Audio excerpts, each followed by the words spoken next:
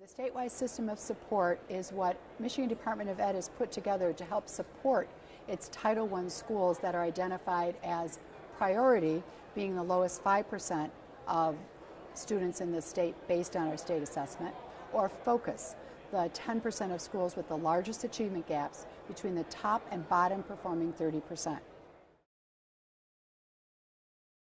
Well, if you remember, No Child Left Behind came into effect in the middle 2000s, and at that time, adequate yearly progress was our determinant of the statewide system of support. So if schools didn't make adequate yearly progress, then we gave them support through the statewide system of support. Focus schools weren't there, priority schools weren't there, but then we had the ESEA Flexibility Waiver, which identified the schools we serve as priority, focus, and also reward. Reward schools are those schools that are doing great, so they don't need support from the state, but we certainly do recognize them and identify them. If you're a Title I priority school, it's got like 2 layers here, because you also are a school reform office school. We have state law in Michigan that says that any school in the bottom 5% of all schools performing on the state tests belong to the school reform office. So as part of that, they have to write a reform redesign plan. There are 4 models they can choose from. They can close, they can restart, or they can write a transformation or turnaround plan. So that supersedes everything. If you're a Title I priority school, you get support in that first year in writing your plan. And you get that support at 2 levels. You get it from the district, at the district level, from the Michigan State University trained intervention specialists who work in partnership with the ISD trained school improvement facilitators. So they work together with that priority district and school to write a reform plan that will be accepted by the school reform office. Given that all of the things that happen in support for priority schools are based on their data, everybody's data is different. So as a result, the interventions we use are customized. In that first year, we customize the way we talk to them about data, we customize the way we help them write their plan, and in the subsequent years, their supports are totally based on data at the building level.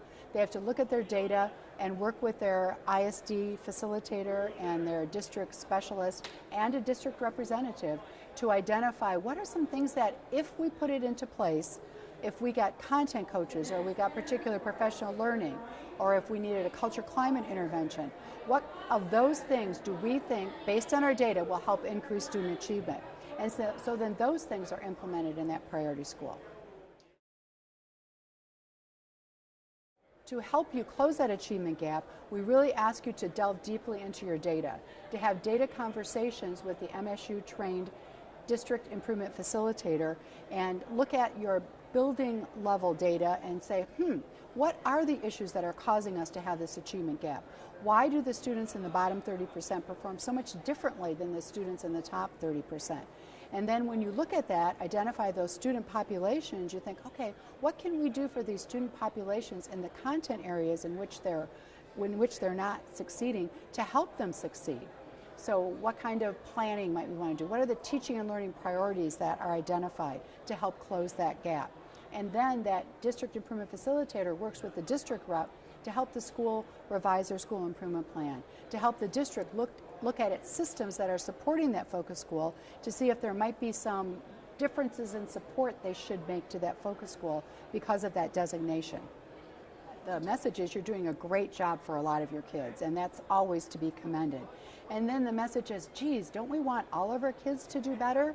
And we have a lot of distinctive student populations in focus schools. And there's not an easy pat answer, which is why the facilitator helps you really look at that data and say, okay, if we help students in this subgroup, and we have some great resources and some great strategies that can help, how can we get teachers to really look at that every day at the classroom level and not wait for that MEP or MME test to point that out? So how can we be monitoring that and looking at that and saying, okay, we're going to provide the interventions and supports for these students? One of the things that Michigan is paying a lot of attention to and putting resources in is the multi-tiered system of support. So we're hopeful, the ideal is that 85% of students are successful in Tier 1. But if you're paying attention every day to those students that aren't successful and providing them with that Tier 2 intervention, that seems to be, research is showing us that is a great way to close that gap. What we know from the schools that are succeeding, the resources that Michigan State brings to the table, how can we help teachers in those focus schools really work on closing those gaps? Today I'm running into superintendents of different priority and focus schools, and I have heard from so very many that if they hadn't been identified, they never would have looked at their systems. So their systems of instruction, their systems of assessment, their systems of support for these schools. And they're also finding out that even though they might only have 1 or 2 schools in a system that are identified, the learnings that they're getting from their priority and focus school support are helping them put better systems in place in their non-identified schools. So K-12 schools are making this, all these improvements, and the district is seeing coherence in their programming. So it's hard to be identified as a priority or focus school, but the superintendents that are taking it as a way to dig down deep and figure out what they can do for the kids who aren't succeeding are just seeing that there are rewards to that.